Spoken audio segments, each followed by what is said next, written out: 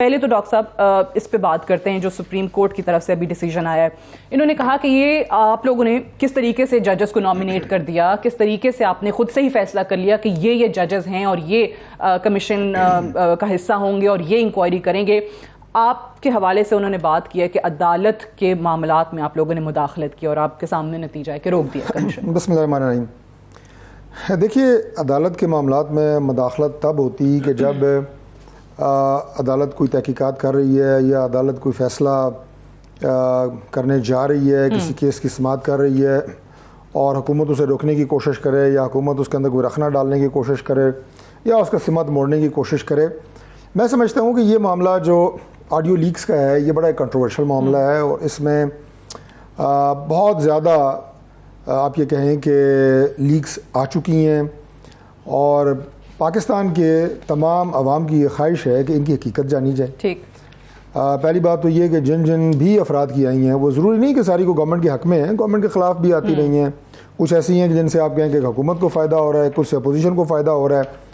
लेकिन बहरहाल मैं ज़ाती तौर पर समझता हूँ कि पाकिस्तान के शहरी की हैसियत से इस सिलसिले को बंद होना चाहिए। किसी की भी पर्सनल जो गुफ्तगू होती है उसको रिकॉर्ड नहीं करना चाहिए, ये एक सीक्रेसी होती है और इसे इस तरह आप सोशल मीडिया या इसको मंजर-ए-आम पे रिकॉर्डिंग के बाद नहीं लाना चाहिए।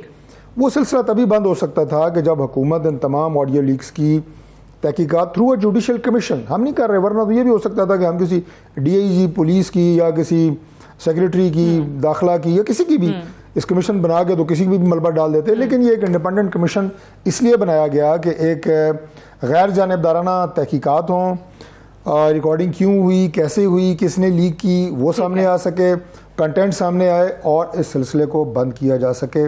और लोगों की इससे बहुत ज़्यादा इसमें कंसर्न्स थे। मैं नहीं समझता कि इसमें कोई ऐसी बात है कि हमने कोई अदालती मामलात के अंदर कोई मुदाखलत की है। खुद से आपने कैसे पिक एंड चूज कैसे हो गया? लाइक फायज़ ईसा साहब, इस्लामाबाद हाई कोर्ट और बलूचिस्तान हाई कोर्ट के चीफ जस्टिस को आपने खुद ही नॉमिनेट कर दिया। काबिल एहतराम है, बहुत honourable chief justice of supreme court.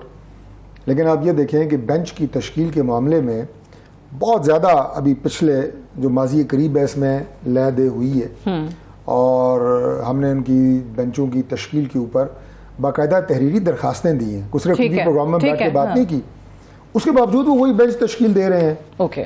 और हमने अगर कोई 3 नाम सजेस्ट किए हैं गवर्नमेंट ने तो उनको आप किस हवाले से कहते? पहली दफ़ा कोई बेंच बना है, मतलब ये पिछले 6 महीने में आप कह लें, मैं कम से कम 6 महीने तो सेफली कह सकता हूँ कि कोई बेंच जो है सुप्रीम कोर्ट के जजेस के ऊपर हुकूमत ने तश्कील दी है।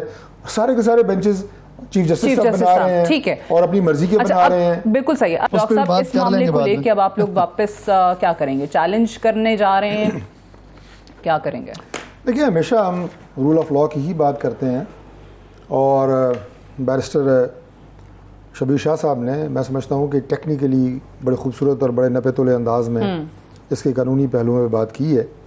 मैं उसे एंडोर्स करता हूँ और उसके बाद कानूनी तरीके से ही इसे आगे बढ़ाया जाएगा।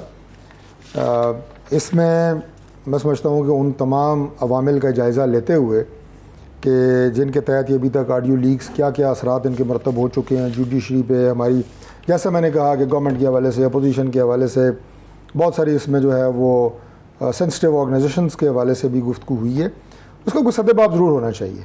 और हमने तो वो रास्ता इख्तियार किया था जो बड़ा साफ़ सुथरा और शफाफ था। ठीक है। लेकिन बहरहाल सुप्रीम कोर्ट अब जा रहा है 31 मई को, उन्होंने अभी दोबारा इसकी तारीख जो है वो दी है, तो let's see, we will follow the legal path इंशाल्लाह। ठीक है। भी जज छोड़ गए जमात अंसारी साहब और इवन जो पॉलिटिशियन नहीं है, जो ट्रेडिशनल पॉलिटिशियन है, ऑब्वियसली वो तो वैसे ही मेरे दोस्त है जो बाद में आए बहुत सारे, लेकिन जो original group So are you also leaving PTI? Yasir साहब, नहीं, आप PTI छोड़ रहे हैं? जी नहीं, मैंने अभी तक ये डिसीजन नहीं लिया क्योंकि कोई ऐसी रिक्वायरमेंट भी नहीं है मेरे पे, जो बेसिकली क्या कहते हैं, लोगों के अपने कई लोगों को चूंकि अच्छा, आपके लिए रिक्वायरमेंट नहीं है, बट आपके तो काफी लोग जो हैं वो, चलें ठीक है, वो जेलों में बहुत सारे उनको चीजों का इदराक हो रहा है, वो कहते हैं हम जेल में गोशा तन्हाई में रह के बहुत सारी चीजें समझ गए हैं। मैं अर्ज कर देता हूं, मैं मेरी अर्ज सुनिए। जी फरमाइए। जेल में ना, मैं भी जेल में जब गया था 2014 के, मैं इसी सियासी केस में फंस गया था और वो धरने के दिनों में, तो मेरे लिए तो it was a unique experience, क्योंकि मैं जब HSN कॉलेज में था तो मैंने वालिद साहब को कहा मैंने इसके हॉस्टल में नहीं रहना, इसके बाथरूम ठीक नहीं, तो उन्होंने जिमखाना मूव कर दिया था। तो हमारे जैसे लोग पॉलिटिक्स में कहाँ जेल जा सकते हैं, अपनी बंदे को लिमिटेशंस पता होती है ना। जब मैं जेल गया तो 3-4 थोड़ा बैटल हार्डन हो गया, लेकिन वो मुझे बी क्लास मिल गई। लेकिन ये जो सलूक हो रहा है वो चक्कियों में हमारी वो मलाइका बुखारी जैसी खवातीन जो बड़ी डिसेंट और सारे, बट आपको याद होगा यासिर साहब कि ये ओके ये ठीक है। मैं कल देख रही थी बहुत सारे लोगों ने कहा कि हमें सी क्लास में रखा गया जेल के अंदर, लेकिन ये सी क्लास, आपको याद है इमरान खान साहब के कुछ बयानात थे कि ये जो नून लीग के लोग हैं इनको सी क्लास मिलनी चाहिए। फिर नैब के जो केसेस थे उसमें भी एक ये नोटिफिकेशन आया था कि जितने भी नैब के मुकदमे उनको सी क्लास में भेजें।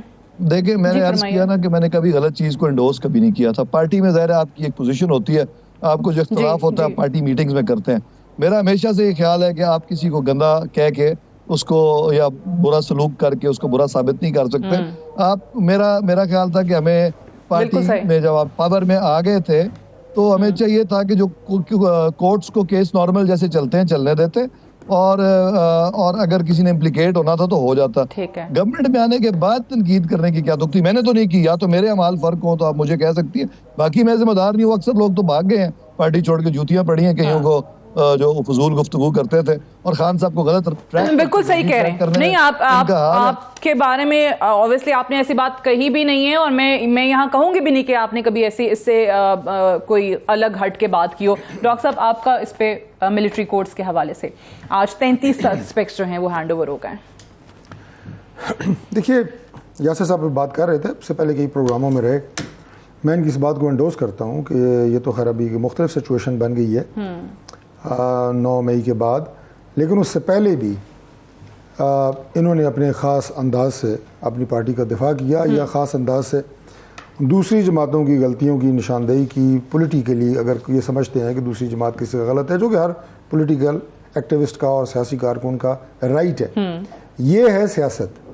हर पार्टी को इसी अंदाज और अतवार से सियासत करनी चाहिए। और मोर और लेस मैं अपने बारे में भी कह सकता हूँ कि मेरा भी मोर और लेस तरीकाकार इसी तरह रहा है कि सियासत को ज़ाती दुश्मनी ना बनाएं। आप रहकर इख्तलाफ करें, अब आप उस इख्तलाफात को भी छोड़ें। जब आप सियासी जमात सियासत को छोड़ के रियासती इदारों के ऊपर हमलावर हो जाए और अस्करी इदारों के ऊपर हमलावर हो जाए, और उसमें सबसे बड़ी मिसाल जो है वो GHQ कोर कमांडर का घर और शुहदा की यादगारें और उनके मज़ारात हैं, तो उसके बाद मैं समझता हूँ कि पूरा राइट है जो रियासती इदारे हैं उनका कि वो उन लोगों को जो इस काम में मुलविस हैं, जिन्होंने इसकी तरगीब दी है, जिन्होंने इसकी प्लानिंग की है, उनकी एक ऐसी मिसाल सेट करें कि आइंदा कोई रियासती इदारों पे हमलावर ना हो, क्योंकि ये एक इंतहा है। और उसके बाद जो बाकी चीज़ें आती हैं, फिर आप अपने पूरे मुआशरे में किसी जगह भी किसी के भी घर की दीवारें अगर फलांगने की कोशिश करेंगे तो आपका मुल्क और मुआशरा कहाँ रह सकता है।